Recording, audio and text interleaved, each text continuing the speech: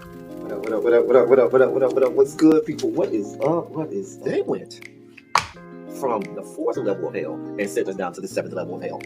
Why? Because then you got Kwanzaa pulling out her titties. The whore pulled out her titties. And these whore bags over here started feeling and fondling on her tits. What? I don't have it to do with you.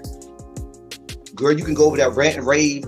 Girl, you can shake all your rainbow right here all you want, dear one. I'm not doing this. I'm not doing this with you, dear one. I'm not doing this with you, dear one. I don't have nothing to do with you, and I'm done. Baby, you can scream my name from the rooftops from now till Jesus come back. I'm done after this. Introduced to Tick's Meat. Do you see what I see?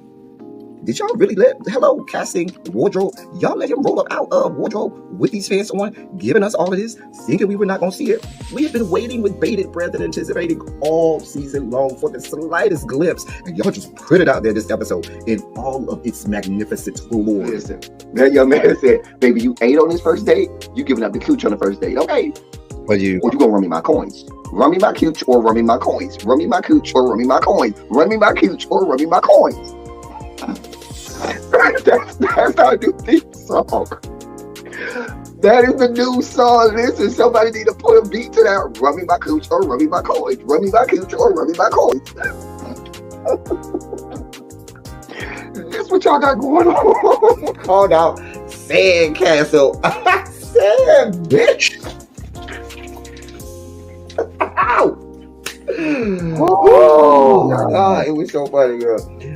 Woo, baby, listen, let me tell you something. This shit started to turn into the precursor for some gay porn. That's what I thought it was. Because Big T is getting all, the voice starting to go deeper and get a little more wet and moist and sentimental and all this shit. And it was real gay at this point. Like, I thought the bitches was going to, I thought Lil Bird was going to turn Big T around and do him like he did Uncle Cliff and do the grease it up with City Lube and ran right in there. It's not a coincidence that Big T started off the conversation by trying to find out if Lil Murder was fucking Mercedes, which he found out he's not. It's also not a coincidence that he would start talking about prison. Why? Because the bitches was probably fucking in prison. Girl. Uncle Clifford, you better go get your man. Big T got plans for that. Well, he had it on look like something Big Bird vomited up or something like that. Like, I did not like it. That Big Bird couture he was going for, it did not work. Like the pastor of a gay mega church on Easter Sunday. Okay, it was way too much sequins. He had way too much makeup. Baby, his face looked like Iyanla Vanzant's neckline. Okay, just way too much makeup clumped in everywhere on his face. Get it together, sweetheart. Like, you're a big girl, so that gives you a whole lot of canvas. So that was a whole lot of makeup, honey. And Rico looked like he was auditioning to be one of the three kings, or he was auditioning to be the main character on Jesus Christ Superstar. Girl, Wayne, did you have on a blue thong or a blue G-string or something? If you did, I want to see it. Get me up in my DMs because I do want to see if you have some blue thong or blue jock strap, something like that. I'd love to see it. Anyway, but I liked it with the turtleneck. Now, Troy. Well, hello, people. Hello. How the hell are you? How's everyone doing today? I hope that you're good. Please, while you're coming in and taking your seats at your usual and regular desks, if you would be so kind as to hit the like button. Y'all know the tube of you don't really see it for us like that. And they be hating, y'all. They really be hating. See if I can find. Okay, that looks closer to the color I got on today. All right. That look close, right? That's close enough, maybe. Hold on, let me push it. I think that's a little better. Yeah, that's a little closer. All right, we're going to go with that. That's the color. All right. But y'all know the tube of you is not going to be kind to us. So go ahead and do me a favor. Hit the like button, all of that good stuff. Share the video out. Y'all know what we do around here. We ain't new to this. We true to this. Okay? We ain't new to this. We are true to this. Okay? So let's go ahead and do all of the things that we know we need to do.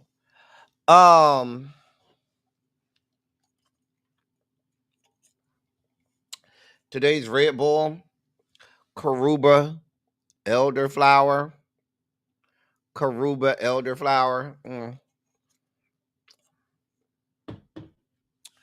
All right. Let me say hey to y'all, and then we'll go ahead and get started. It's the dossier is packed. Listen, the dossier is packed today, okay? That means no nonsense today. We running through them. We running through them today, y'all. We running through these stories today. We running through them. The dossier is packed, okay? Also, we will be live tonight for Red, Blue, and Black. Matter of fact, I need to send the link over to Cam's, huh? But we will be live tonight at 8:30 for a jam-packed episode of Red, Blue, and Black. So y'all be around here for it, okay? Y'all come on back. Y'all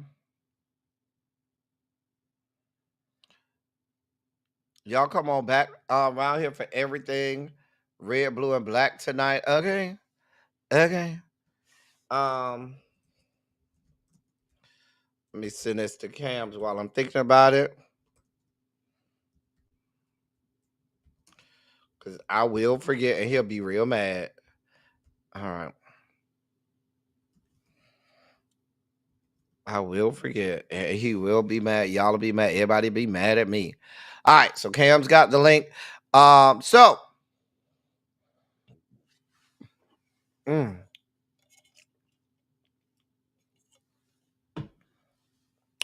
Let me say hi to y'all for real this time. Look at my girl. She is first today. She is on time. Hey, Complex 613. Good to see you, my love. L Love is in the building today. Hey, boo. Can't break out these brokers in my. Oh, no. I'm sorry to hear that, L Love. Let us know if it's anything we can do, L Love. You need anything from us, let us know, L Love. We always here to help. L Love is one of my day ones. So we love us some L Love.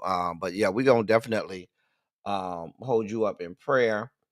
If you need anything from us, let us know, please, my love. Hey Ravine, what's going on, sweetheart? We got DPG in the building. We got Crazy Homebody Girl is here. Tamara is here. Jeannie is here.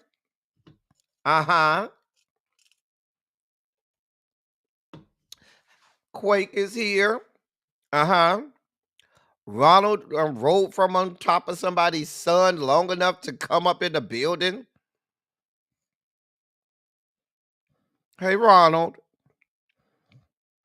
Candace F is here. How you doing today, sweetheart? Hey, Lock Queen. What's going on, honey? Brown Mama is here. It's been raining here all day, Brown Mama, all day. It's been cold rain, too. It's been fluctuating between 36 and 39 degrees and rainy. Just nasty, just nasty. Hey, Drinks with Dean. Child, y'all, we had to create a whole new section of the members only chat just for the Beehive people so they can go over there and talk amongst themselves about all things Beyonce and Beehive and not bother us normal people. Okay. So Drinks with D and So Jeff and Xavier and all of the Beehive people, they be down there to the Beehive section of the members only chat so as not to bother us regular people. Y'all got snow over there in Alexandria? Oh God. Yep. Crazy Homebody Girl say, yep, it's snowing in the DMV. Hey, Miss Bay Thing, what's going on, boo? How you doing over there in the Bay Area? Montrez, what's good, bruh? What is up? There'll be no hateration or holleration in this dancery, okay? Y'all got snow over there too, Montrez? Ain't you in Virginia, Montrez? I thought you was in Virginia.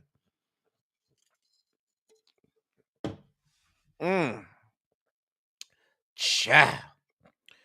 Yeah. Anyway, I'm glad we ain't got no snow here, but if the temperature drops, let me see what the forecast is saying. Because if it's 30, it's 37 right now. But if that temperature continues to drop and it drops, you know what I'm saying, low enough, it could snow. but it doesn't look like it will. It look like it's going to stay in the upper 30s, low 40s, so we'll be good. Oh, you in the VA? Okay. Hey, Catherine Powell. Chat, look at her. Look at her. Look at her and her Eagles. Congratulations to you and the Eagles and all of that good stuff. Congratulations, Catherine. Child Catherine, I was over there frolicking in the bushes down to the beef sector for a little bit. You know, every now and again, I got to catch up on what's going on. Catherine, you be out there. You be out there laying haymakers out on people. I say, look at Catherine Powell up here on the up here on the panel, wearing bitches out. I said, you better go, Catherine Powell. Catherine was up there on the panel wearing somebody ass out. I say, oh, girl. Oh. Child. Anyway, DPG say she in South Maryland. She had to put some salt down, honey. Then she said y'all they got about 3 inches already. Lord, it's 50 degrees over in the Bay Area. Okay, hey Janae, child. I feel like I ain't. You know what, Janae? I probably don't be paying attention, but I feel like I ain't seen you yesterday, Janae. Was you here yesterday, Janae? Maybe I was. Maybe you was, and I just wasn't paying attention. Anyway. So, y'all, let's go ahead and get this party started. Go ahead and put a shondo in the chat if you ready to get this party started. Even if you're not ready, we starting. Just saying, we starting. It's time for our Black History moments. Now, y'all, I really did not. You know what? And I should not second guess myself, but I really, when I be doing these Black History moments, I be trying to speed through because I be like, these people are not here for no Black History moment. L Teddy, I don't think they like the Black History moment. And I said to myself, you just gonna force feed these Black History moments down these people's throats, whether or not they like it. But I've come to find out I've got a lot of people who will come to my DMs and they'll say, hey, I saw your Black History moment. I appreciate it. You know, I please keep going. And I was like, oh, okay. So I was not really sure. Hey, Aquarius goddess. I really wasn't sure about how the Black History moments would be received. But it turns out the people do like them. I'm glad y'all enjoy them. So we'll continue. We definitely will continue through Black History Month. So in our first now my 2 Black History moments today come from one of my annual things that I do every February during Black History Month. Y'all know what I go back and watch? Excuse me. During Black History Month every February, I go back and I watch the series Lovecraft Country from HBO. Why? Because if you follow it and you know, or if you watch the show and go back and watch my reviews where I give a lot of what do they call them? Easter eggs, as they call them, or I give, little known moments that you might have missed from the episode during my review. But if you follow it, there's so much Black history in that show. I mean, every single episode has so much Black, and a lot of it's really subtle, or it'll go really fast. And if you don't know the reference or you're not paying attention, it'll just pass you by. But I always, every Black History Month, go back and watch the series, and I'll even watch my reviews to see what I was talking about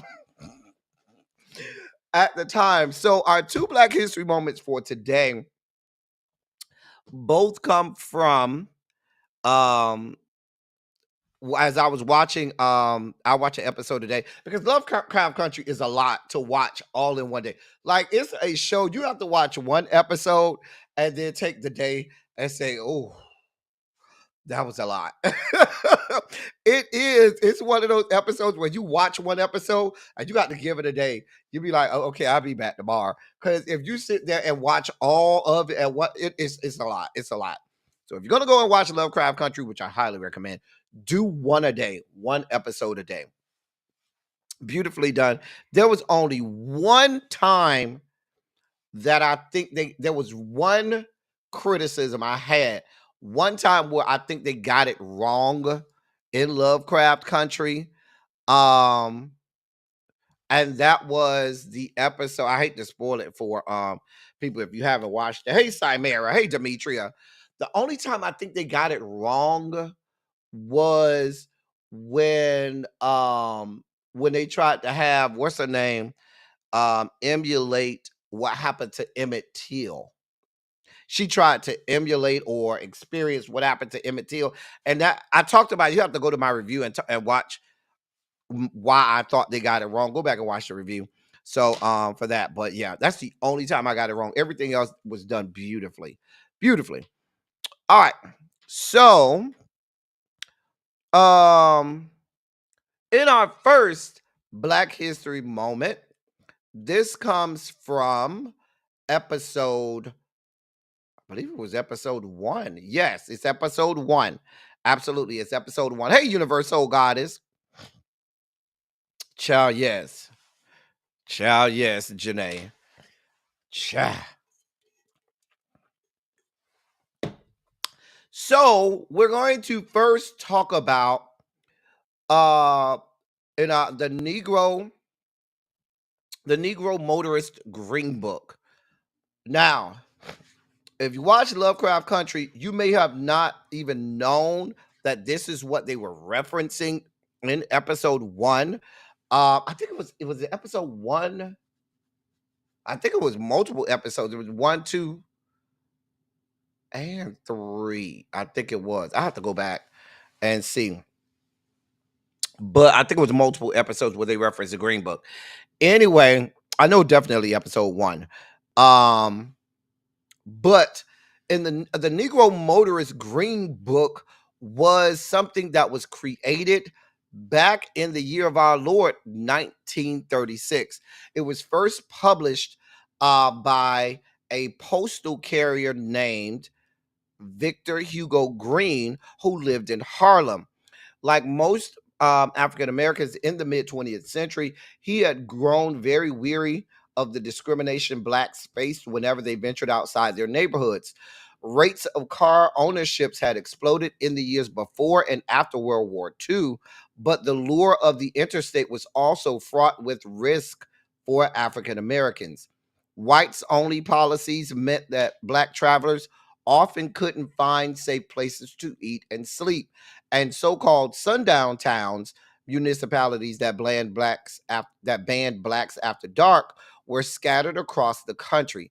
As the foreword of the 1956 edition of the Green Book noted, quote, the white traveler has had no difficulty in getting accommodations, but with the Negro, it has been different, end of quote. So this was a publication that was put out from 1936, and the last edition was put out in 1964, 65-ish. I believe it was either 64. Actually, yeah, 64 was the last edition of the Green Book, because as we know, a lot of anti-Jim Crow laws were passed by Congress, and I believe it was either 64 or 65 that the last edition was created.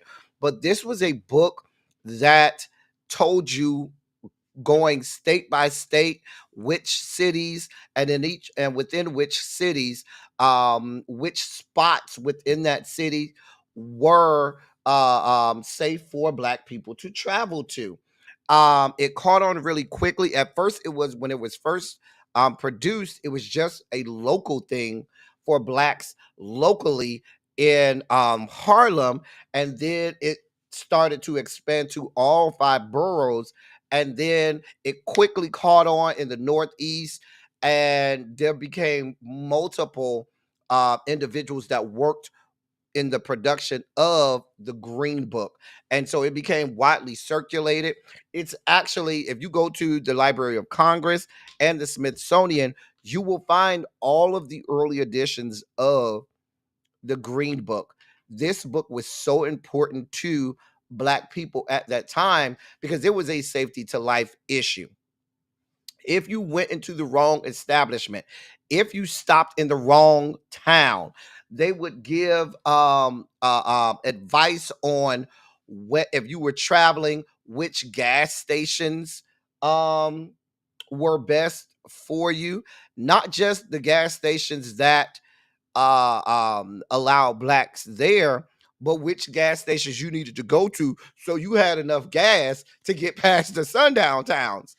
Um, so now, interestingly enough, Complex 613, there is, I was doing some, as I was doing my research, there's a new iteration of the Green Book that is supposed to be and it's a I saw that there were some websites that alluded to it. Something I read said that someone was considering creating a Green Book app um for the new 2025 Green Book. And like you say, yes, we do need a Green Book today because it we have a lot of places in this country where we cannot go. That's just not safe for us. And this country is becoming darker and darker and less of a place where we can feel safe as a community. So I can absolutely like you said, Complex 613, I can absolutely see this becoming a thing again. My trepidation with it is this: whereas our ancestors and forefathers had the Green Book, they kept it in house, they protected the Green Book because they knew letting the information in the Green Book get out could jeopardize the entirety of the Green Book system. My fear is too many of our people today want to invite outsiders into the cookout. They want to, we have stuff that's for us, by us, that's for our safety and protection, and magically the shit gets out, and now you done fucked up the whole thing for everybody. That's my only issue. I see a couple of y'all came in. Um, hey Sharice, what's going on? Hey Katrina. Hey Harold.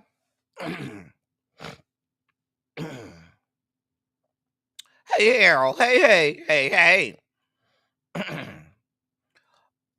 Demetrius said her great grandma had a Green Book in storage. Right. Hey, Miss Shorty B.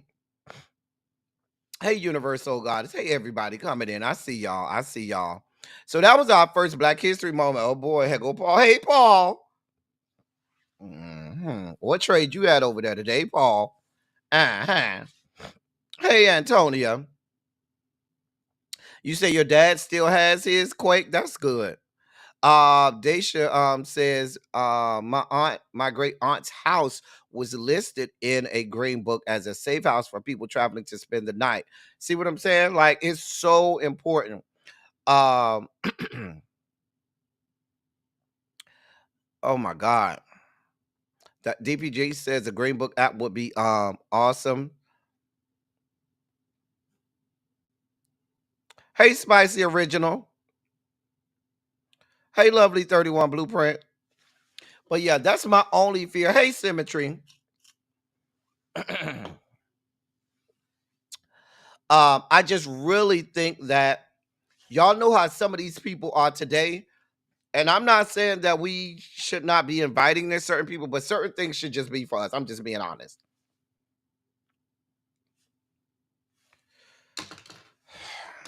Anyway, so that was our first Black History moment. In our second Black History moment, and I believe this is from episode 3 of Lovecraft Country. I think it was episode 3 where they went to Chicago. So in I want to talk, and many of you in this chat, I expect y'all to know the full history of this. So this is all going to be review for y'all. I expect all of y'all in this chat to already know about this. This is for the few that may not know about this, and the people that may watch the replay that may not know about this. But I want to speak to, in our second Black History moment today, of the history of modern American gynecology and Black women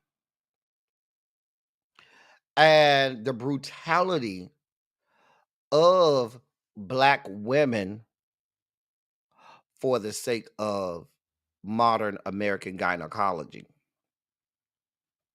Now, the doctor known as the father of modern gynecology is Dr. James Marion Sims. What you should know is that distinction came at the brutality enforced on Black enslaved women in Alabama. There was a direct link. If you go to that episode of Lovecraft Country, they called one of the there was a reference to Lucy in that episode. And that speaks to one of the three women that he worked on. Beginning in 1844, Dr. James Marion Sims, he did dozens and dozens of experiments on enslaved women in Alabama, including there were three in particular that he focused on. One was named Anarcha, one was named Lucy, and one was named Betsy. And he leased them for the purpose of gynecological experimentation. Let me say that again. He leased these Black women because they were property, not actual people to them. Repeatedly performing crude experiments without any form of anesthesia, because at that time, they believed that Black people did not feel pain.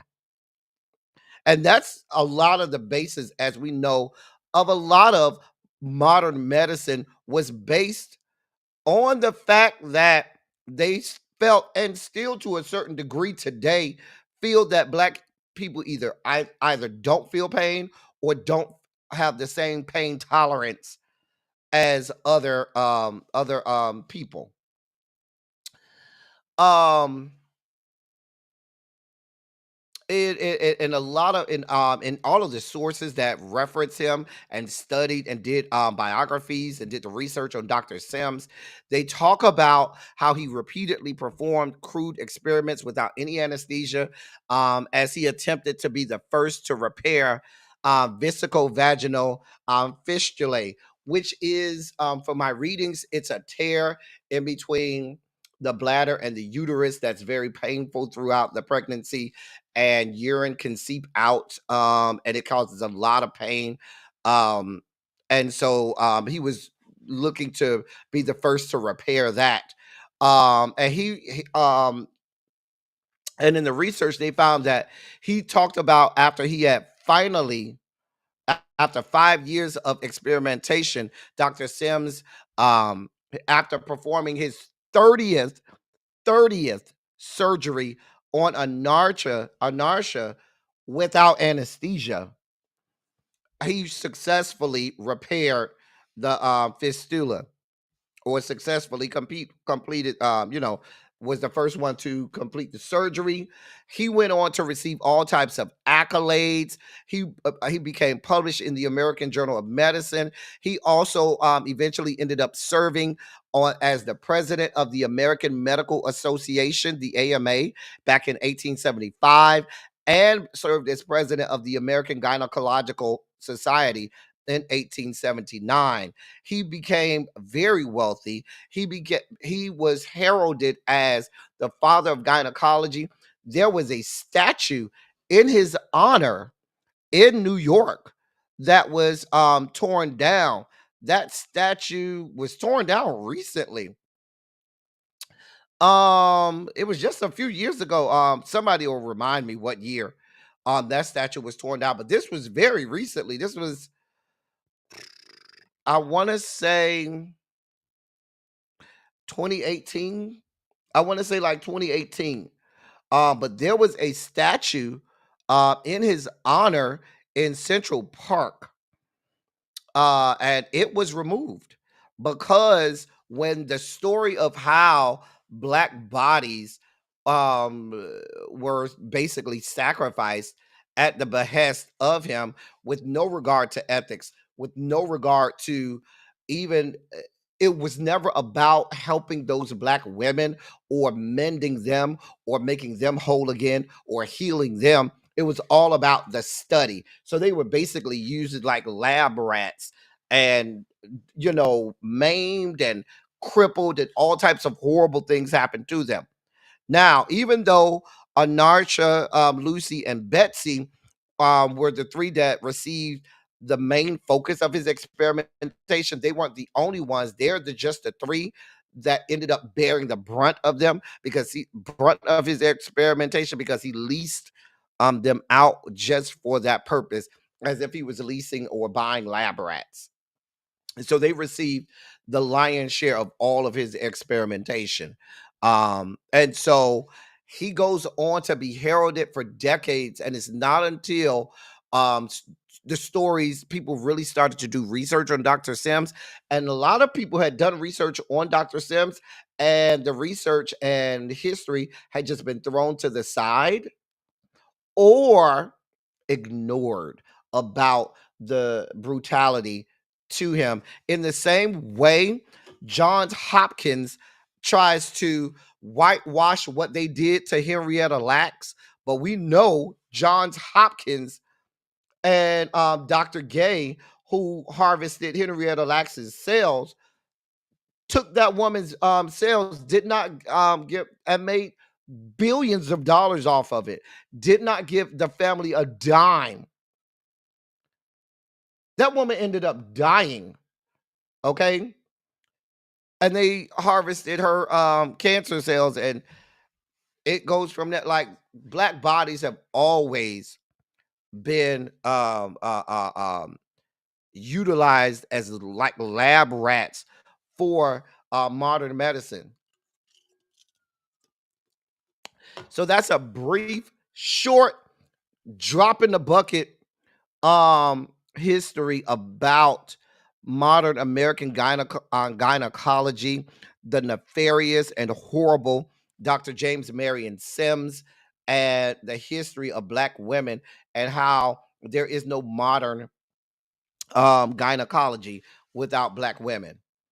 But I'm glad that they finally did right and got Dr. Sims' statue torn down. I believe it was 2017 or 18 when his statue was torn down. But like I said, that's recently. That's just recently. Thank you, Diamond Pearl Jim. I knew it was somewhere around that 2017, 2018. But I can only imagine what those three women and all of those women that had to suffer the atrocities of this man. He was performing all of these surgeries without anesthesia.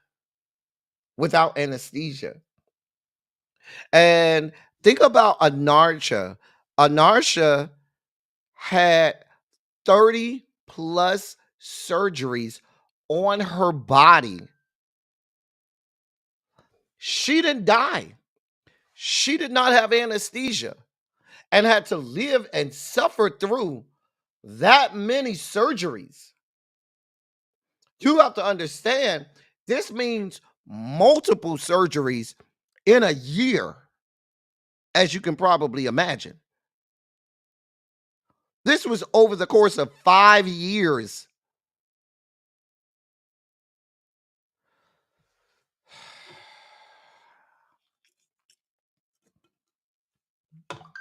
Exactly, Janae. They want to rewrite history so that these people look like heroes, and they were actual monsters. Monsters. Hey, Uncle Jay. Monsters.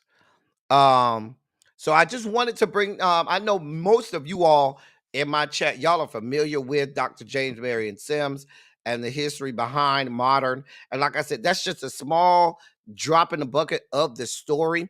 We could really do an expanded story on Dr. James Marion Sims and all of the horrible things that he did, like the fact that he invented whole gynecological medical instruments based on the bodies of black women, and some of the atrocities that black women face in his creation or development of those instruments. It's a whole thing.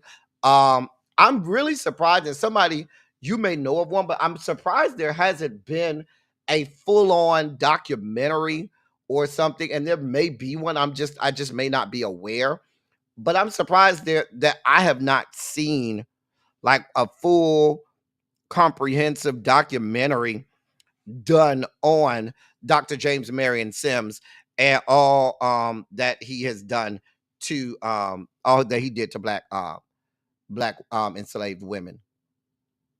Thank you, Janae. Thank you. So, if anybody knows of a documentary, please let me know. I'd love to put that out there to the chat, so that maybe we can go back and watch, because these are things um that I look for. But like I said, I know that I have not seen any documentary that really speaks to the horrors of Dr. James Marion Sims and how he became the father of modern American gynecology at the behest of black bodies. So that is our second Black History moment. And with that being said, ladies and gentlemen, non-binary gender conforming members of our audience, it is time for me to bring to you the late great Larry Myers to help us usher in our Sugar Spike segment.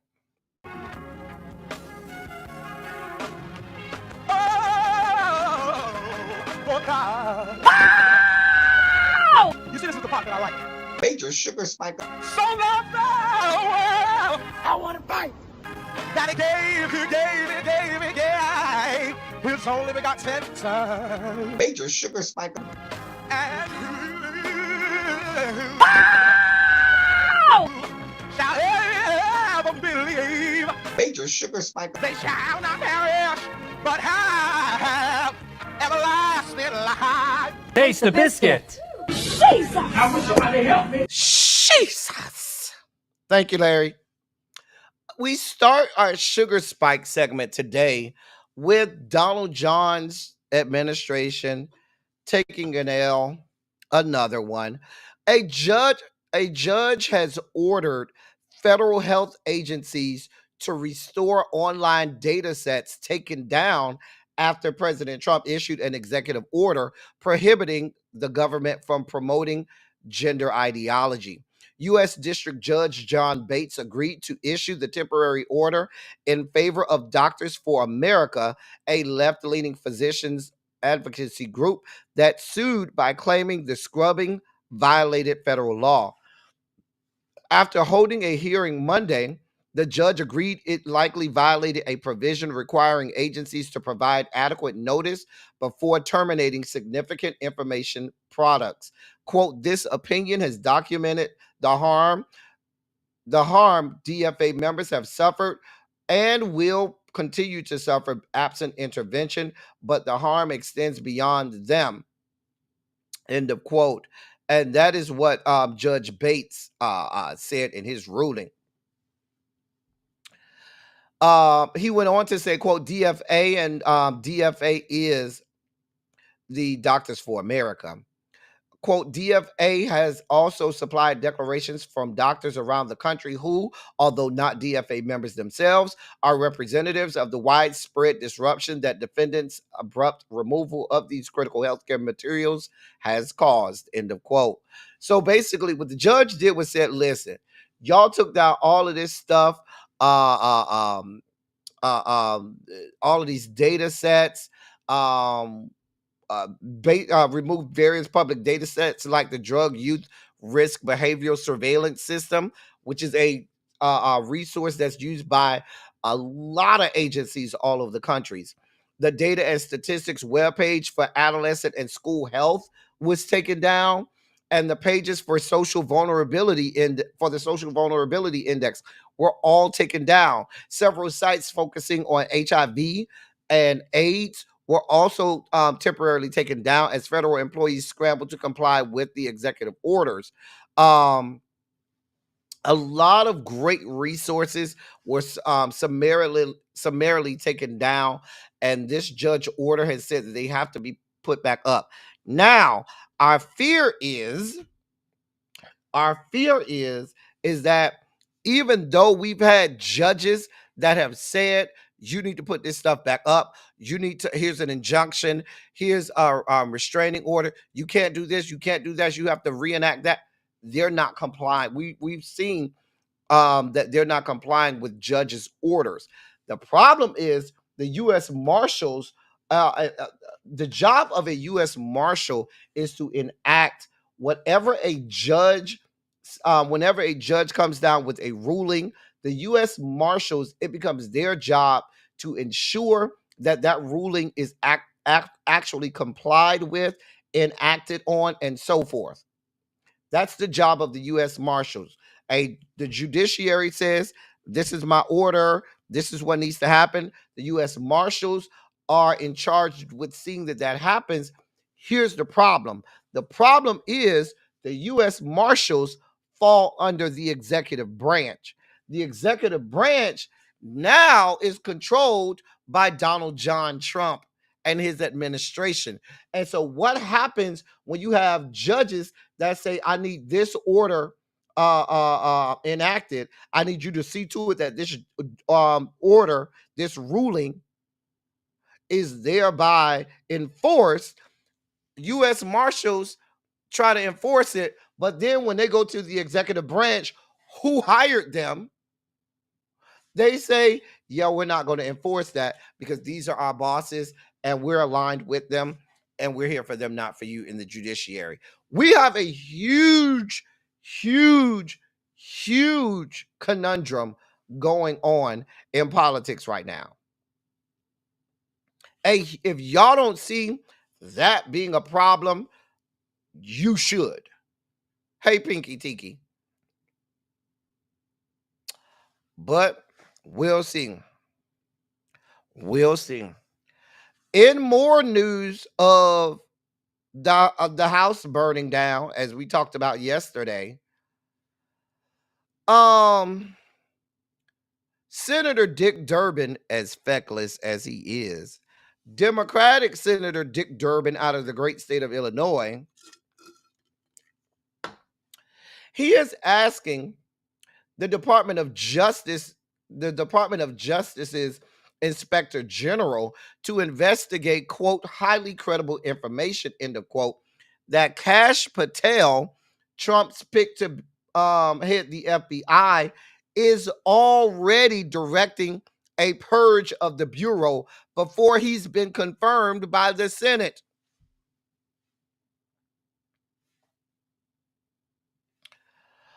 Durbin said that Patel's directives are being carried out by White House Deputy Chief of Staff Stephen Miller, Deputy Attorney General Emil Bove, and members of the newly established FBI Directors Advisory Council.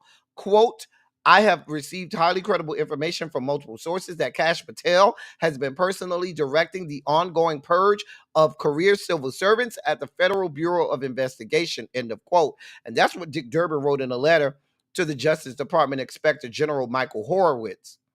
He went on to say in the same letter, quote, although Mr. Patel is President Trump's nominee to be FBI director, he is still a private citizen with no role in government. This alleged misconduct is beyond the pale and must be investigated immediately, end of quote. Dick Durbin, the top Democrat on the Senate Judiciary Committee, said the information also contradicts Kash Patel's statement during his confirmation hearing. Durbin wrote that acting FBI Director Brian Driscoll and acting FBI Deputy Director Robert Kissane scheduled a meeting on January 29th, at which it was relayed that a group of executive assistants and directors and other supervisors must resign or be fired. He said the Directors Advisory Committee had a written list that identified certain officials and that multiple FBI leaders understood it to be a list of people in the crosshairs. Durbin said that notes from the January 29th meeting stated that, quote, KP wants movement at FBI, reciprocal actions for DOJ, end of quote. And that Bove, the Deputy Attorney General, told people in the meeting that he had received multiple calls from Stephen Miller, the Deputy White House Chief of Staff, the night before.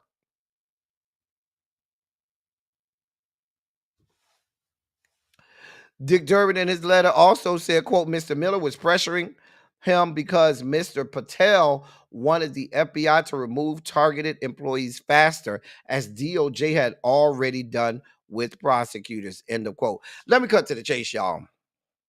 Cash Patel is already over there running the FBI. This bitch ain't been confirmed nowhere in America. He is yet to be confirmed, but he's already running the FBI.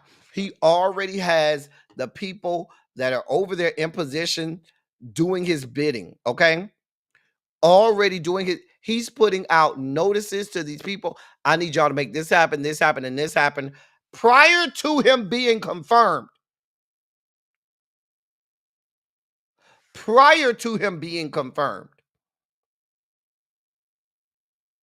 Now, when we do red, blue, and black tonight, I know Cams and I are going to break down something that the Dems are saying that they're going to do to try to gain some traction, control, power, leverage. I don't know if it's going to work. Cams and I will break that down tonight. Stay tuned for tonight's edition of Red, Blue, and Black. But this is, you can't tell me, Democrats, you didn't know this was happening. There is no standing rule that these people won't break. Do not expect any level of decorum from these people. Do not expect traditions not to be infringed upon. Do not expect these people to go along with gentlemen's agreements that have gone on for hundreds of years now. They don't give a damn. They listen to them. This whole confirmation fuck shit is just a formality.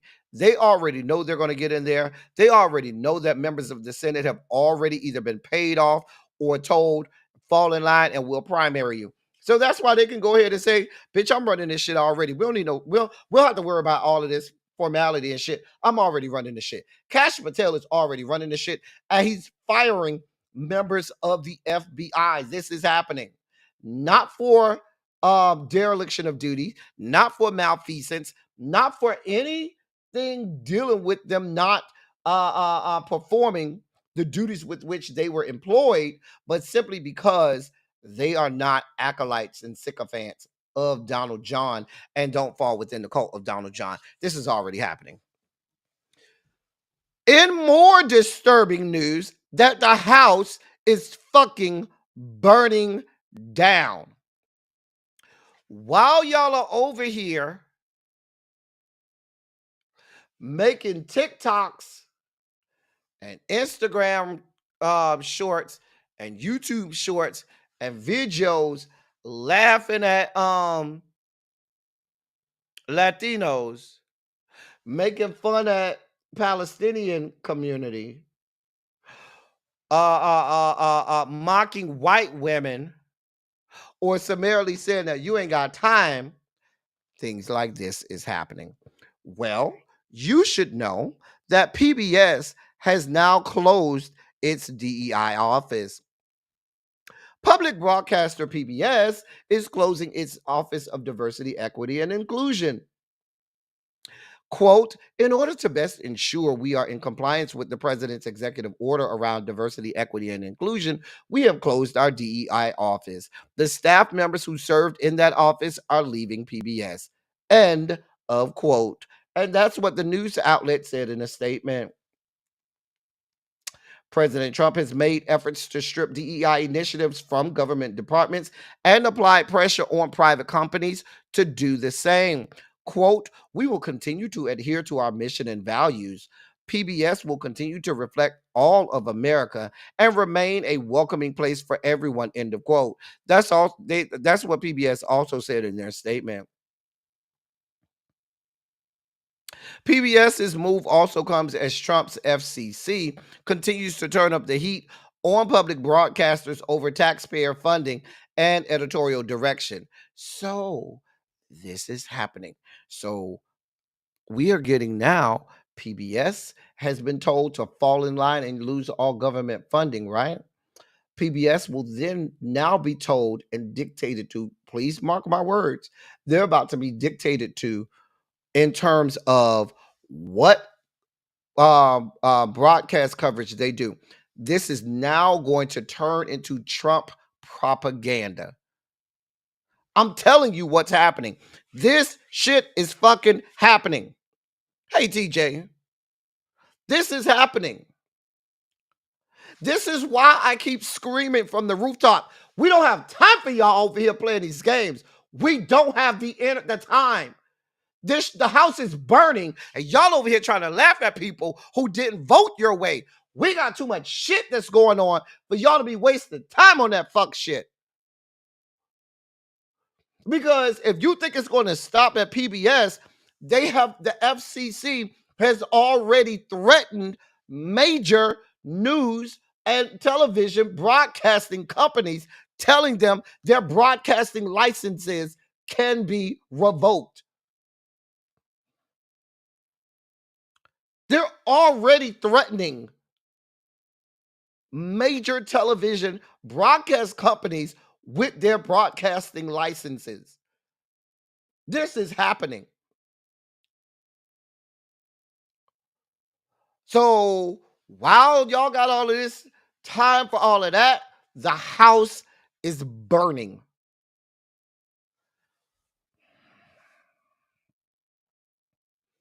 This is happening. In more news, because it just keeps getting better, right?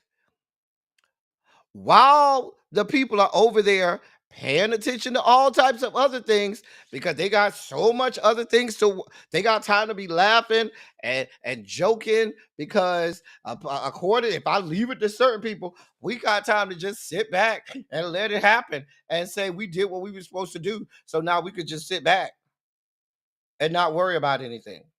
Well, let me read this to you. As Donald Trump looks to follow through with his campaign promise to expand tax cuts, GOP lawmakers look for ways to make it happen.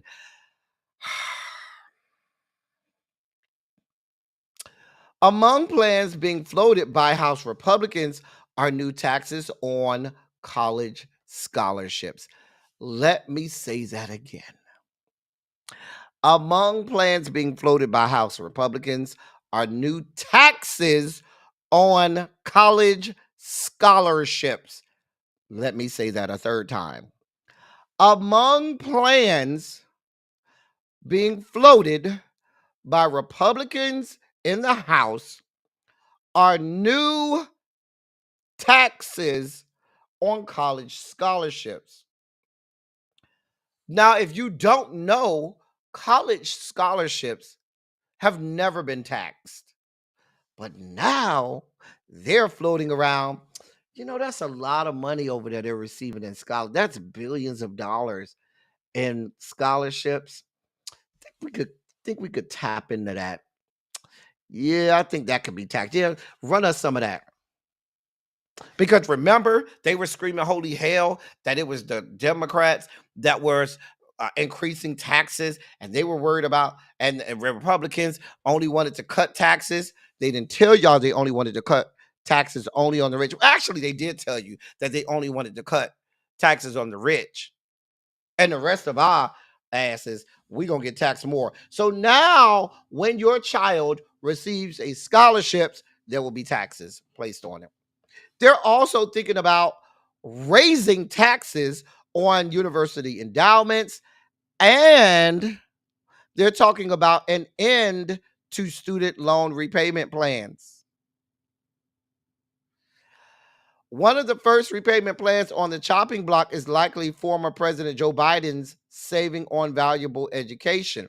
It's the most forgiving income-driven student loan repayment program enacted since Congress created income-driven repayment plans in the 1990s. It was created to help make people's bills more affordable.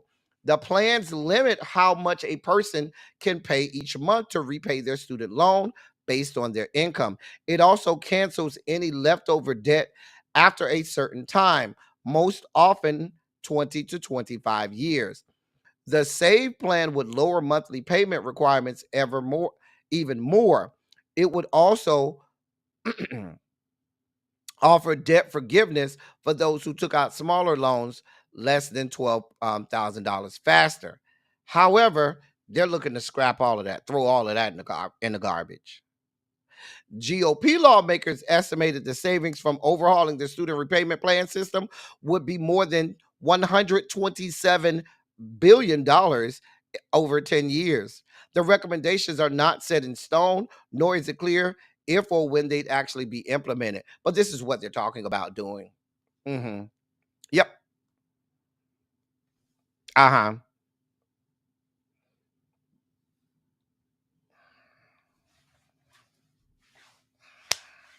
So while y'all over there playing around, this is happening. This is happening. In more news of the house burning down, Google Calendar has removed Pride Month and Black History Month shortly after dropping DEI. Google's online calendar will no longer track Pride Month, Black History Month, or Women's History Month shortly after the company also abandoned its diversity, equity, and inclusion initiatives. The changes, which were first reported last week, also include National Native American Heritage Month, Hispanic Heritage Month, Jewish Heritage Month, and Holocaust Remembrance Day. A Google spokesperson told outlets, quote, "For over a decade, we've worked with timeanddate.com to show public holidays and national observances in Google Calendar. Some years ago, the calendar team started manually adding a broader set of cultural moments in a wider number of countries around the world. We've got feedback that some other events and countries were missing, and maintaining hundreds of moments manually and consistently globally wasn't scalable or sustainable. So in mid 2024, we returned to showing only public holidays and national observances from timeanddate.com globally, while allowing users to manually add other important moments." End of quote. What they're saying is, we ain't got time to do all of that. We want to celebrate you bitches anyway. We've really been racist the whole time. We just wanted to, because we thought it was in our best interest for the bottom dollar at that time to let y'all have it. We was doing it, but now that Donald John and his people said we ain't got to do it, we don't give a fuck. We ain't doing it no more. Because the behemoth, one of the largest conglomerates this side of heaven, Google, is saying they don't have enough people or bandwidth to keep track of this, right? You expect us to believe a company the size of Google, one of the largest companies ever in the history of the world, it's not scalable for you, right? However, y'all ain't got time to observe Black History Month, right? But y'all do have time for fuck shit like this, because y'all want to make sure, if you can't read that, that says on the left, Gulf of America, in the middle, Gulf of Mexico, and on the far right, Gulf of Mexico, and in parentheses, Gulf of America. Now, y'all have the ability to differentiate what you call the Gulf of Mexico depending on where you are in the world, but you don't have time to figure out things like Black History Month being February in America and in October in the UK. Y'all ain't got time for Women's History Month. Y'all ain't got time for Pride Month, but you got time for fuck shit like this, right?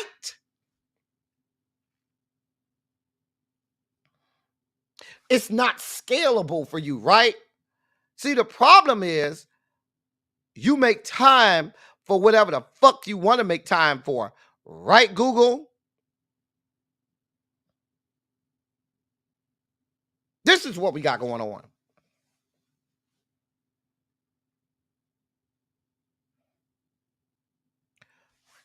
Ronald I don't believe any parts of them when they say they were doing this manually. They have a program for the program to program the program that programmed for that.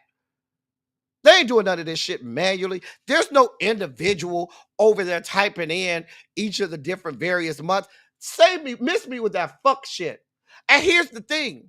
Once you learn that something is a certain comes in a certain month, wouldn't it just be there perpetually then? It's not like each year they have to go in and type Black History Month, February. That's not how that works. We're not stupid, Google.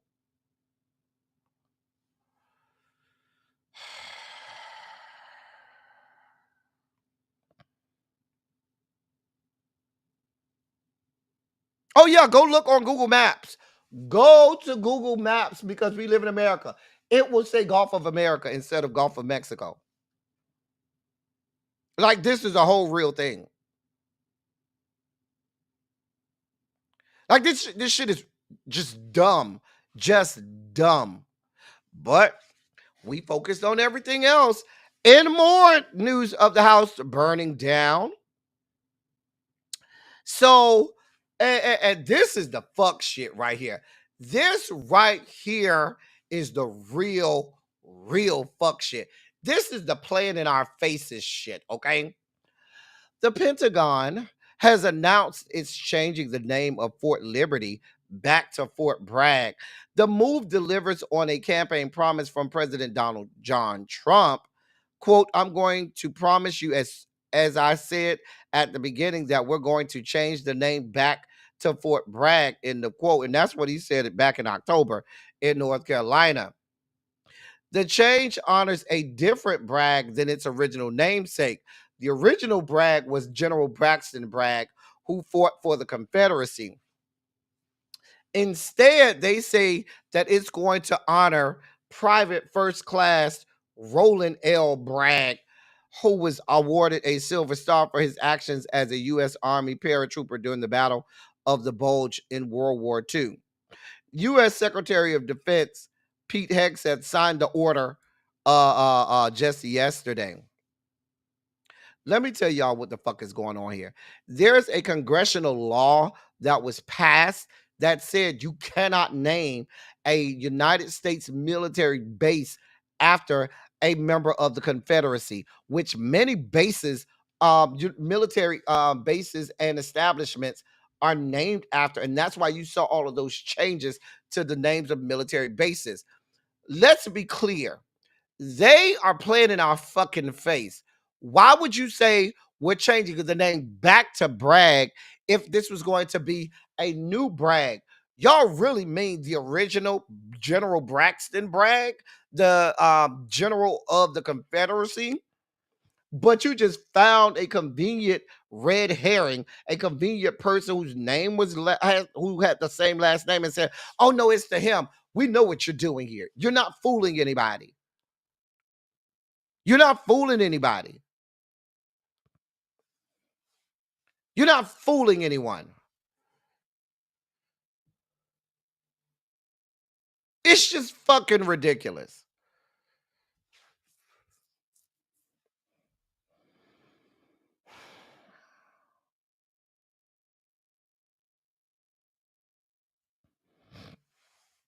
Just a mess.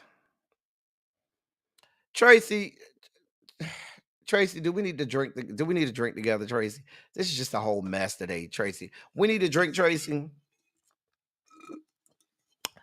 No, Lady D. This is what it says in the other countries. See, Lady D, what it says over there on the far right. In other countries, it says Gulf of Mexico and then Gulf of America in parentheses. That's what it says in the rest of the world. Except for in Mexico, where it says Gulf of America. I mean Gulf of Mexico. Anyway, y'all playing in our faces. They're going to summarily start renaming these things back after these same Confederate generals, but gonna find somebody conveniently with the same last name so as to act like we're stupid or something. Moving on.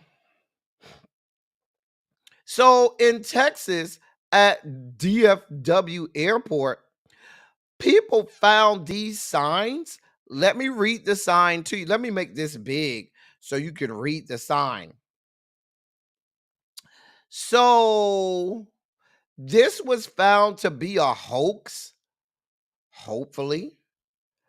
But some people are saying they don't think it's a hoax. So this made its way to Reddit on Sunday when people found this sign on inside the bathroom stalls in the bathrooms at DFW Airport, where it says security note electronic genital verification EGV.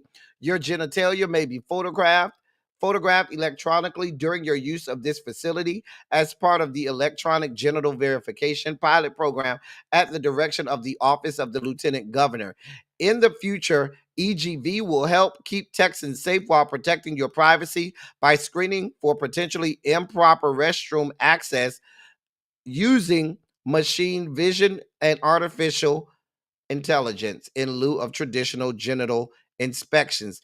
At this time, images collected will be used solely for model training purposes and will not be used for law enforcement or shared with other entities except as pursuant to a subpoena, court order, or as otherwise compelled by legal processes. Your participation in this program is voluntary. You have the right to request removal of your data by calling, and it goes into all of that. So people saw this and were alarmed. It started making its way all over social media. Now they're claiming that this was a hoax and not real. Some people are saying they don't buy it. Now, if this is in the men's restroom, I can't speak for women's restroom because I don't know nothing about women's restroom. But if you're in the men's stall, a lot of men don't pull down their pants until they're facing the door. So this whole thing would not even work because all you would be seeing is somebody's ass or ass crack, you know? And then this whole thing about you can request to be removed, really? How? Now they got all this information down there. Girl. Now they say that they're investigating this and they're going to get to the bottom of it. You know, now the lieutenant governor is Dan Patrick down to the Texas, but they're saying that this is a hoax. However, Texas Department of Public Safety Press Secretary Sheridan Nolan said the agency is working with its partners at the airport to, quote, look into the origin, end of quote, of the signs. The department is also investigating the unauthorized use of its logo, which is a Class A misdemeanor. Something smells fishy here, y'all. Now, and this is Texas. Now, I'm not a conspiracy theorist, y'all, but the conspiracy theorist in me and my spidey senses would venture to believe, what if this was a let's see how the public reacts to this type of situation? And if there's not a lot of backlash, we'll let it fly. If there is a lot of backlash, we'll claim that it's a hoax so as to not bear the brunt of the ire of the electorate down to the Texas. I don't know, y'all. Something just sounds sniffy about this to me. It really does. Right, Lady D. They tried to see if they could get away with it. And once they saw that the public was not here for it, they were like, oh, yeah. Hey, Miss Strook Ellie.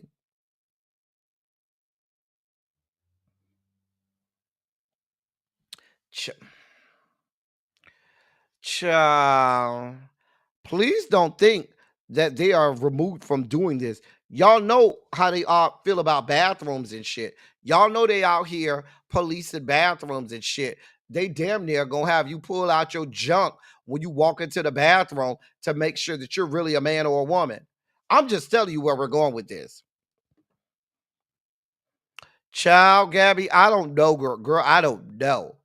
We reserve all our porn for the members only chat section that deals with that. Yeah. Moving on. This is also happening.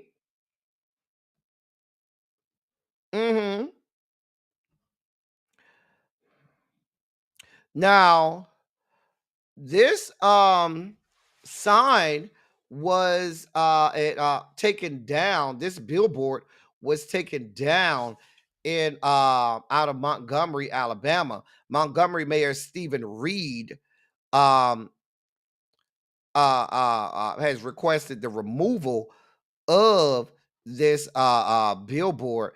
Cute behind Stephen Reed. You know, he kind of cute. Uh-huh. But this isn't the first time. Now, if you can't see what that is, that says Make America Great Again.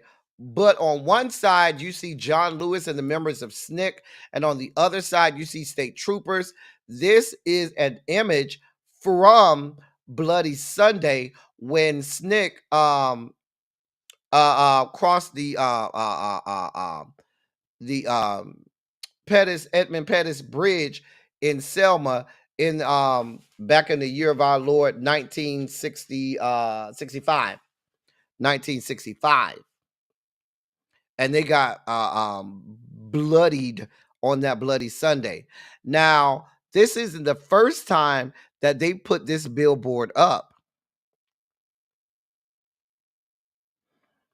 They put it up before in Pearl, Mississippi, back in 2016. Now, originally, and the mayor of Pearl, Mississippi at that time also had it taken down. Just a mess. A mess. A mess. A damn mess. Now, this photo, if you know your Black history, y'all know this is a photo that Spider Martin took. It's a very famous photo that depicts the beginning just before violence ensued on that Bloody Sunday as they attempted to cross the Edmund Pettus Bridge, and it went worldwide. There were television cameras there, but this was the famous picture that was taken just before it all went south. But yeah, this is what's going on. We know exactly what's meant by that. This is all intimidation. Please be clear. Go back and study your history. You know, when they were taking down all of those Confederate statues, please be clear. Confederate statues started making a rise in this country in the 50s and 60s. About 98% of the Confederate statues you see were put up in the 50s and or early 60s because they wanted to remind Black people who at that time were fighting for their own civil rights. They wanted to remind them how racist we were as a country and of the Confederacy and how the South fought to keep them enslaved and that they were not going to let Black people have the same rights as white people. That's why you saw all of those Confederate statues start being stood up all over the South. In the same vein, you're going to start to see more billboards like this with the Make America Great Again up there to try to intimidate us and try to remind us of who and what they are. But please be clear, just like John Lewis and them was here for it and said, let's do this, we about this life too. We're here for it. Y'all want something? Let's get some. Yeah, they know who's paying for these billboards. It says right there, paid for by Freedom for Freedoms, www.forfreedoms.org. And so that's an actual organization. That's an actual organization. As we delve out of the sugar spike moments Sugar Spike segment and deeper into the dossier. I feel like every day we got a new fucking recall, but your president don't want the FDA and the CDC to give us any guidance on this kind of stuff. But there's a new recall. If you're around here eating tuna, you might want to be prepared. There's a recall of canned tuna sold at so several brands of canned tuna sold at stores including Trader Joe's, Costco, and HEB have been recalled because they might be contaminated with a type of bacteria that causes botulism, a potentially fatal form of food poisoning. Tri-Union Seafoods of El Segundo, California, last week recalled certain lots of tuna sold under the Genova, Van Camp's, HEB, and Trader Joe's brand name, according to U.S. Food and Drug Administration. There were also the company said that lids on the easy open cans may have a manufacturing defect that could cause the product to leak or to become contaminated with the bacteria that causes botulism. The affected products have retail codes listed in the recall notice and best buy dates in 2027 and 2028. The tuna was also sold at Harris Teeter, Publix, Kroger, Safeway, Walmart, and some independent stores in several states. Meaning, just don't buy no canned tuna. If the expiration date says, or best buy date says 2027, 28, don't buy it. And they got the easy open can, don't buy it. I'm just telling you.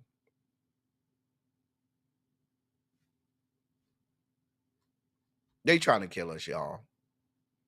Now, I don't have no use for canned tuna, okay? I don't have no use for it. You said, why am I not spiking out? I'm trying to regulate my sugar levels. I'm trying to be a little more mild. I'm trying not to spike out every day. I'm trying. I think I did good today, Diamond Pearl Gym, by not spiking the hell out, because there's a whole lot of reason for me to spike the fuck out, okay? Right. If it opened easy like Tracy legs and throat, don't buy it. Throw it away. I don't eat tuna like that anyway. I don't have no use for tuna at all. I don't eat it, so.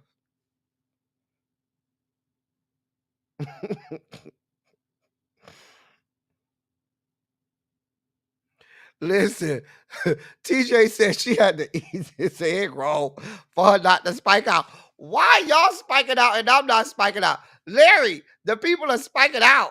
They need you, Larry. Larry, we need a encore because the people are spiking out.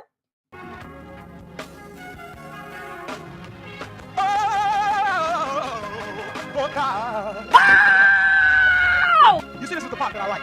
Major sugar spike. So loved the world, I want to fight. That he gave, his only begotten son. Major sugar spike. And shall ever believe. Major sugar spike. They shall not perish, but have everlasting life. Taste the biscuit. Jesus! How would somebody help me? Thank you, Larry. Here we are. Here we are. Just here who the fuck we are. God. Lord.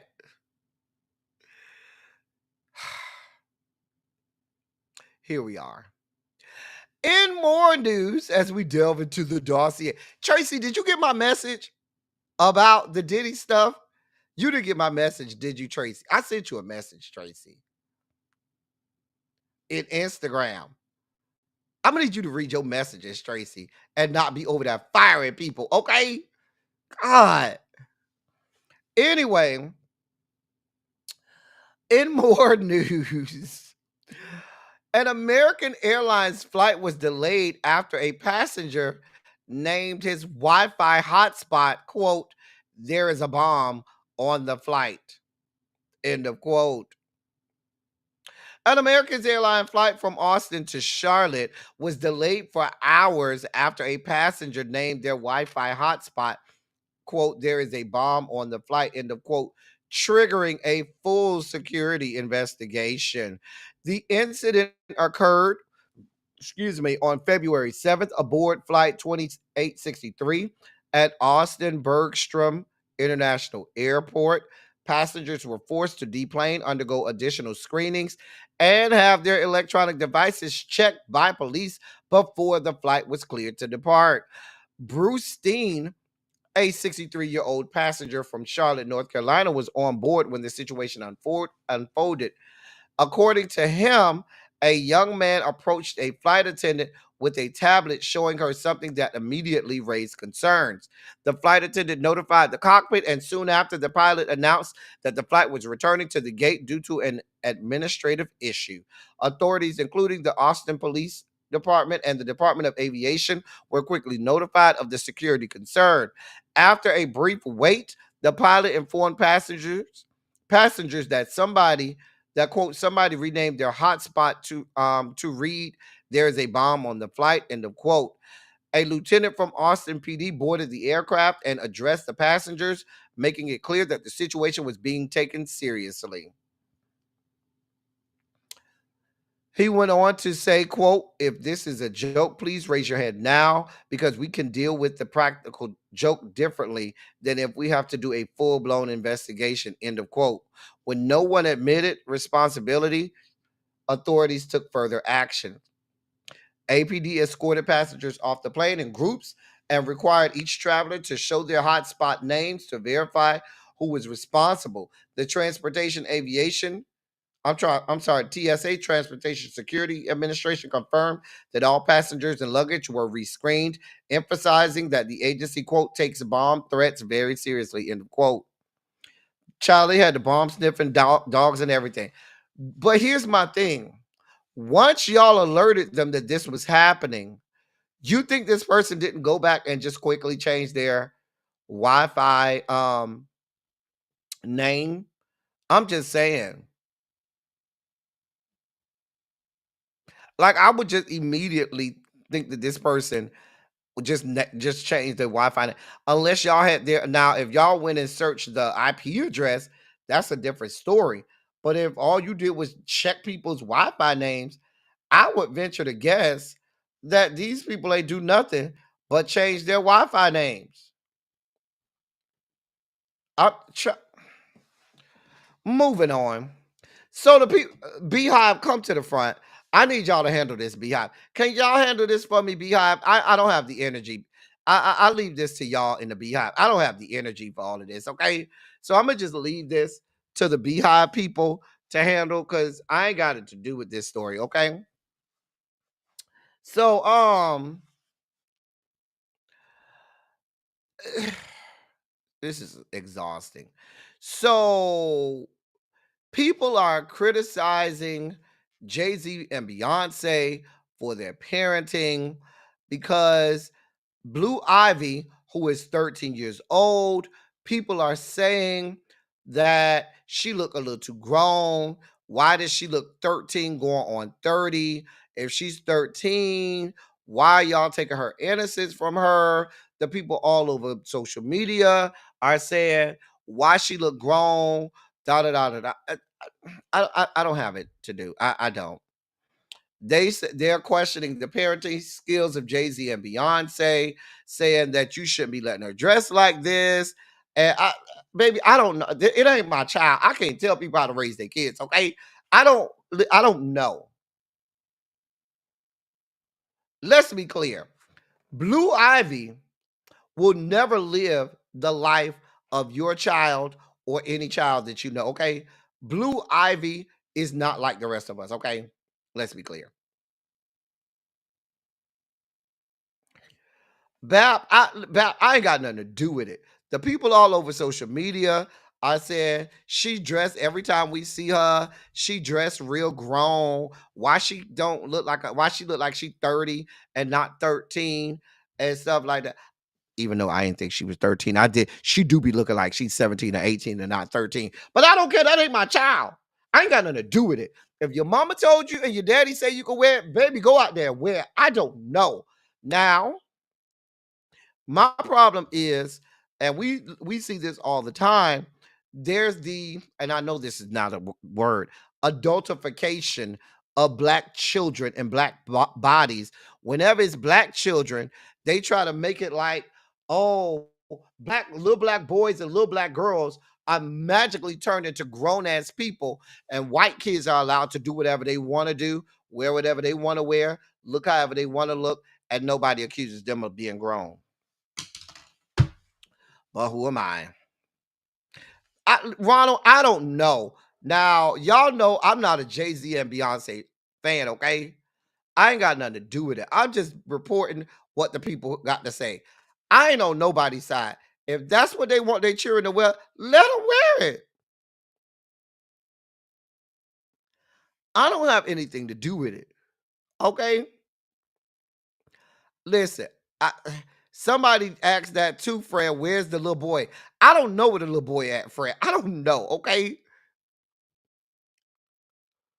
They worried about Jay-Z and Beyonce. What about all of these other raggedy ass white kids that be around here doing and wearing whatever? Baby, leave these people alone, okay? Leave these people alone. Jesus. In more news of people doing stupid ass shit. So the young man who you see on the right with the wicks or dreads, that's CJ Gardner Johnson of the Philadelphia Eagles.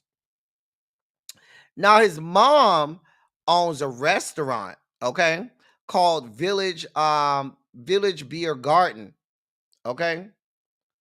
It's in Cocoa, Florida. Now Cocoa is in Brevard County, a very racist county down to the Florida. Brevard County is very racist. The Moms for Liberty was founded in Cocoa in Brevard County, which is where Cocoa is located. So MAGA and upset Kansas City fans have and Swifties and shit have gone and put negative reviews on Yelp and all and other websites that give reviews of restaurants on CJ Gardner Johnson's mom's restaurant because they mad about losing the goddamn Super Bowl. And so now his mom's restaurant, rating dramatically plummeted. Now, I'm sorry, the name of the restaurant, I gave you the wrong name. The name of the area is Village Beer Garden. The name of the restaurant is King's Grill. Excuse me. The name of the restaurant is King's Grill. And this beautiful black woman, his mom has this restaurant, and they're doing everything that they can to bother, to hate on them. Okay. So just more news of stupidity. More news of stupidity. In more Diddy news, because we just can't have enough Diddy news. Hey, give me shelter.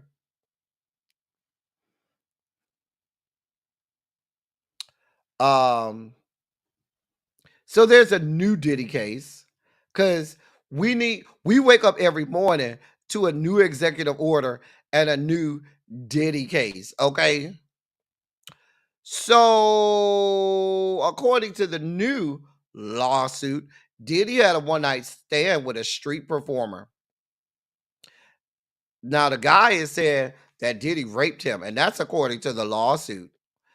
The Bad Boys, according to TMZ, the Bad Boys record founder is being sued by a John Doe who claims Diddy orally raped him and sexually assaulted him anally after spiking his drink.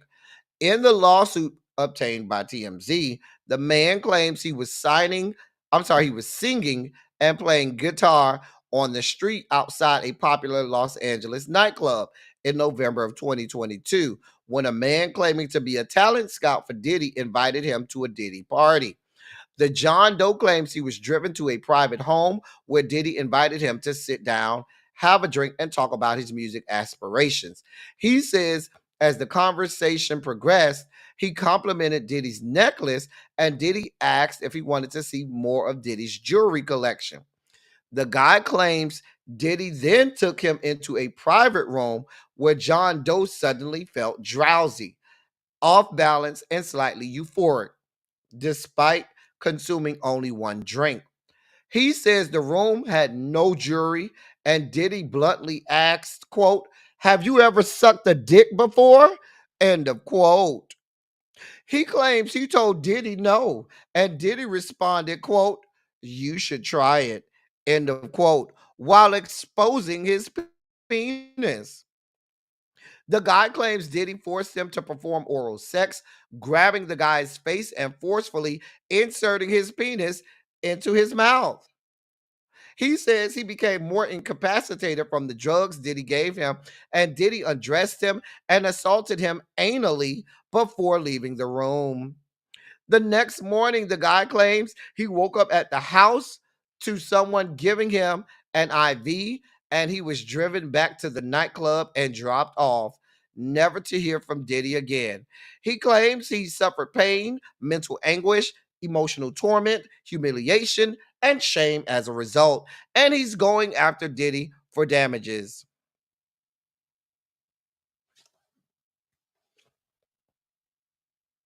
Now,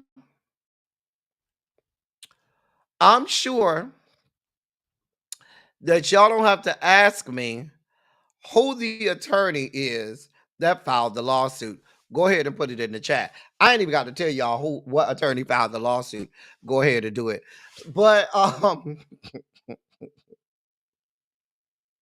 not laughing at this man's trauma. I'm really not. And I think it's horrible if these allegations are true. It's horrible, and nobody should have to be subject to this. But Diddy, you got a problem, sir. Why everybody telling the same story? Tracy, you already know. Tracy know who it is. Tony Busby. It's Tony Busby. Now, let's be clear. Just because it's Tony Busby does not mean that these people allegations are not true. Okay? Just because Tony Busby ain't shit, let's be clear. There are other, Tony Busby doesn't work alone. He has a whole law firm. There are other lawyers there. Even though Tony Busby is the one who puts his name on the lawsuit, there are other people doing the legal work behind the scenes. We'll see. I don't know if this is true. I don't know if it's a payday. Maybe, I don't know. I ain't got nothing to do with it. But Tracy, this is the one I was trying to get you to see if you had information about, so we could read the factual allegations in the lawsuit. If Tracy could get it for us, we'll look at it tomorrow. Moving on. Now, I expect this to land in Really B's shit we ain't asked for. If Really B does not put this in her shit we ain't asked for today, y'all tell her this should be in the shit we ain't asked for segment down to the Really B. Okay, so Papa John's has now released garlic sauce bath bombs. Oh yes, you heard it. Papa John's is taking unhinged fans' obsessions to a new level with a limited edition garlic sauce bath bomb inspired by its special garlic dipping sauce that comes with every pizza order. The fast food chain announced the interesting product on Tuesday, revealing that it was inspired by social media posts from garlic sauce lovers expressing their desire to bathe in the buttery dip.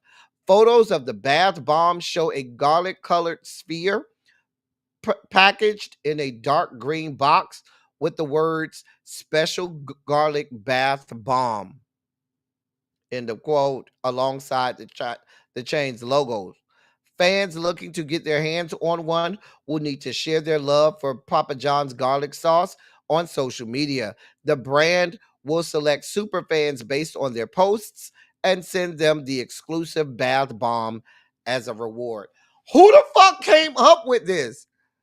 Like, who the fuck is in the marketing department down to the Papa John's that decided, yeah, people want to go outside smelling the fuck like garlic? Who came up with this? Why is this a thing? Like, who wants to listen? Miss Shorty B, I'm about to throw the phone too, girl. Miss Shorty B. Girl. This better be and really be shit we did not ask for. Okay? Lord. I just don't understand it, y'all. Well, they're not selling it, little baby. They said you got to make like a social media post and tag them in it, and they're going to choose the winners and then gift it to these people. Baby, I don't got the time for it. I ain't got the type of time. In more news, now last week when I was having computer issues, we tried to do the day 26 situation, and my computer was having issue. Now, this snippet came out, and we didn't have a lot of context behind it. So more revelations and more context behind the video from day 26 with Q crying, we got more information.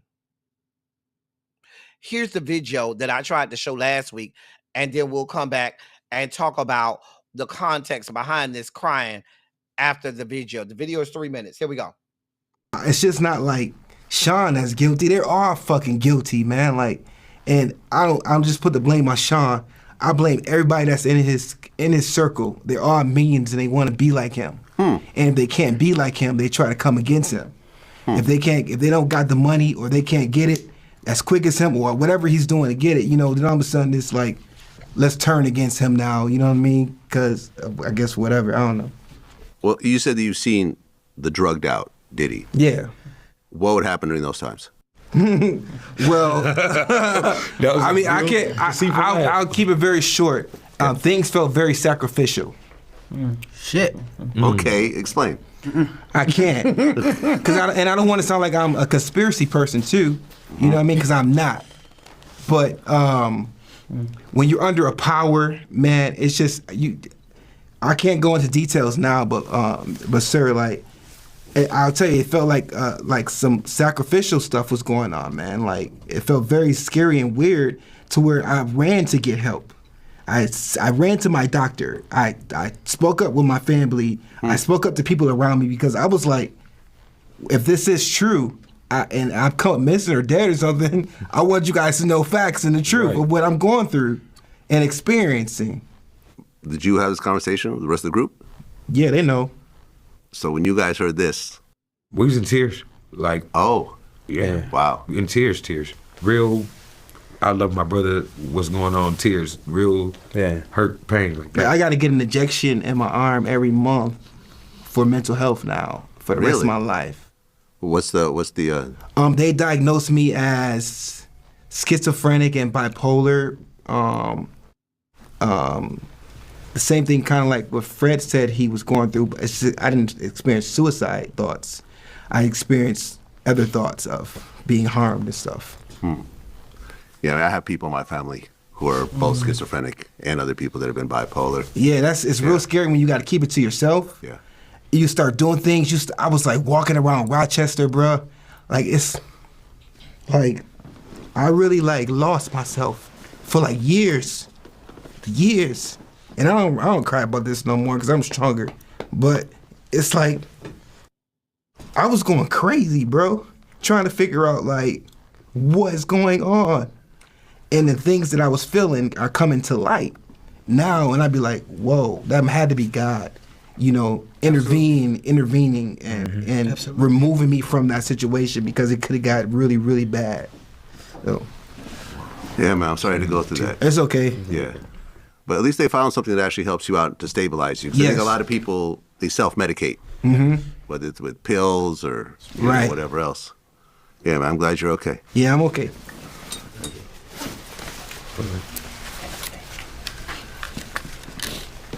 Not good, bro. So now everybody crying. Girl, I can't. Anyway, girl, I don't want to belittle these people and what their trauma is. So that was cute from day 26. Now we know he said all of that. And this was an interview with Vlad TV. Y'all know we don't like Vlad TV over here, okay? Now he was recalling, this seemed to be all about receiving an unsettling email from Roger Bonds, who is Diddy's former head of security. He described the message as having a, quote, sacrificial undertone, which rattled him to his core. And you saw what he said in the video. Q made it clear that Diddy wasn't the only one to blame. And you saw he was saying it wasn't just him. It was his whole inner circle. And he accused Diddy and his inner circle of either trying to copy his success or turning against him when they couldn't match when he couldn't match his level of power or wealth. While Q chose not to reveal the full contents of the email, he said it left him so scared that he turned to his family and doctors to help him cope with it and so forth, and got all of these diagnoses. But he basically said that he was sent an email from the head of Diddy Security saying, get your shit together or we taking you out of here. I don't know how much truth it is. I don't know. Baby, they over there crying. I suspect they're more so crying because their popularity has faded more than anything else. But who the hell am I? I don't know these people trauma. Willie, the two in the back, Willie, I know the big one. Ain't his name Willie, the big one back in the back on the right? And I don't remember the other one in the middle in the back. But they don't seem to be caring at all. Baby, I don't go with God. I don't know. Go with God. People are because I don't know. I don't care. I'm just saying. This is Blueface, who is now probably that's Mike. Thank you, Harold. Couldn't remember their name. Who should be named Inkface now instead of Blueface, because apparently this is a recent picture of him and people are concerned because now he has tattoos all over his face. Look at little baby. Little baby, you ain't shit. Girl. But people are concerned because Blueface did his face like that. I'm concerned because Blueface is an actual thing. I don't know. I don't care. Get off my timeline and go with God. In our last story of the day, before I send y'all over there to really be. So, for all of the shit that people are giving Kendrick Lamar and his huge mega protest, because that's all it was. It was just a big protest and a big middle finger to America and Donald John and MAGA and the American public. And basically, he spoke for all of us black people and got paid by the NFL millions of dollars to have a whole middle finger to all of America for what y'all been doing to black people and what we foresee coming down the pipeline. Anyway, so for all that y'all had to say, well, the numbers don't lie. He now has the most watched Super Bowl halftime show in history, surpassing Michael Jackson's 1993 performance that did have the record of 133.4 million viewers And now, and he held that record for 30 plus years. Kendrick Lamar's Super Bowl halftime now has 133.5 million. That's so interesting that we done had 30 years worth of Super Bowls, 30 plus years. Michael Jackson performed in 1993, okay? That was 33 years ago. And it took 33 years for somebody to surpass Michael Jackson. But all of y'all people over here talking about who's the next MJ, who's better than MJ. MJ still got shit that's still around to this day. Y'all put some respect on MJ's name. Y'all can say whatever the fuck y'all want about MJ. Nobody is coming to the level of MJ ever. Let's be clear.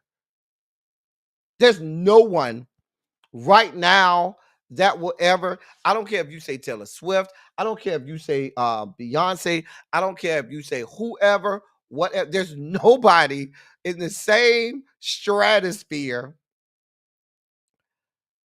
as goddamn MJ. I'm just telling you what I know. In addition to that, he also they're also saying the YouTube video of his halftime surpassed 32 million views in 2 days. And it took, because it now has over 33 million views, it took Usher's halftime performance a whole year to get to 32 million views. And Kendrick Lamar's got to 32 million views, over 33 million in 48 hours, in 2 days. Here for all of it. Here for all of it. Mm-hmm. Oh, I know she doesn't, Harold, but people in the Beehive say stupid stuff like that, Harold. Oh, I know Beyonce don't think she is, but you got people that are not well mentally that will say stuff like that. I'm just saying. Chap. I ain't mad at it, Kendrick. Get it, get all your accolades. Shout out to you, dog walking BBL Drizzy, wheelchair Jimmy, and that having the biggest Super Bowl halftime in history. 33 million views on YouTube in 48 hours. I'm here for all parts of this. All parts of it. All parts of the degradation of BBL Drizzy, of wheelchair Jimmy. Here for all of it. All of it. Shout out to you, Kendrick. We were here for it. Shout out to SZA. Shout out to Serena. Shout out to all of the performers. Shout out to the performer that was banned for life, because on top of the whole halftime show being a protest, he had an additional protest with the Sudan and Palestinian flag. It wasn't just a Palestinian flag. He had the Sudanese flag and the Palestinian flag. So shout out to that protester too. Oh, you should also know that we found out today that his song Be Humble is only the second song in the history of music that went double diamond. There was only one song, the song with Post Malone and Sway Lee. I can't think of the name of it right now. The song with Post Malone and Sway Lee was the first ever song to go double diamond. This song, the song Be Humble by Kendrick Lamar, is now the second song in history to go. And this is since the Super Bowl halftime, but the second song in history to go double diamond. Here we are. Shout out to Kendrick Lamar. Make your money. I ain't mad at it. Ain't. We're gonna get out of here. Listen, all y'all Beyonce people, they say y'all having a lot of issues getting into the system, trying to get y'all tickets to this tour. I don't know what to tell y'all, okay? They said there's all kinds of, extra loops that y'all got to run through and obstacles y'all got to go over. I ain't got nothing to do with it. I don't control what goes on with the down to the Beyonce with her concert, but do the best you can. Go ahead and sell that kidney so you can get the money for these good tickets. And I wish y'all well. But, may the gods be in your favor as y'all go out there and try to score y'all some tickets to the Beyonce tour. Okay? I won't be there. My best friend just, because he's a Beehive member, my best friend said, I'm buying you tickets and you going. And I told him, you might as well go ahead and throw that money in the air because I won't be going. You wasting your money. He trying so hard to get me to go to a Beyonce concert, and he know good and hell well I ain't going to no goddamn Beyonce concert. Sam A says, I watched the tour with his streams. I know that's right. Antonia said it was easy for her, but in doubt, Antonia, you need to go down to the Beehive section of the members only chat and help the people because they said it was like, right, Tracy, they said it was like the goddamn Hunger Games. They said it was like the Hunger Games trying to score some goddamn Beyonce tickets. Okay. I owe y'all some members only. Like, I know y'all, they coming. Anyway, I got to get y'all over to Really Be. Okay, we got to go over to Really Be. I'm about to see y'all over there. Don't forget, we will be here at 8:30 tonight to talk all things politics with Red, Blue, and Black. Bring y'all behinds back over here. We got a lot to talk about, a lot of important stuff that I did not go over today. We're going to talk about that tonight on Red, Blue, and Black. So I will see y'all around here at 8:30. That's all I got for y'all, okay? Chat. Not you gonna sell your baby daddy for, you know what? I'm not doing this with you. Antonia trying to make y'all feel bad. Say, oh, I already got my tickets. I'm trying to get some more tickets now. Girl, don't do that, Antonia, to the people. Cha. Anyway, yes, 8:30 Eastern, 7:30 Central. Ronald. Anyway, y'all stay right there. I'm about to see y'all to Really Be. As I always say, I love y'all. I love all y'all. Thank you all for being vocal, present, and active. Thank you for doing what you do. Thank you for any and all contributions that you make to the channel. They are much obliged and much appreciated. Y'all wait right down. Y'all wait right there. Look at Antonia. And I will. We're gonna go right over to Really Be. That's all I got for y'all until 8:30. Thank y'all for coming. Y'all drive safely. Stay there.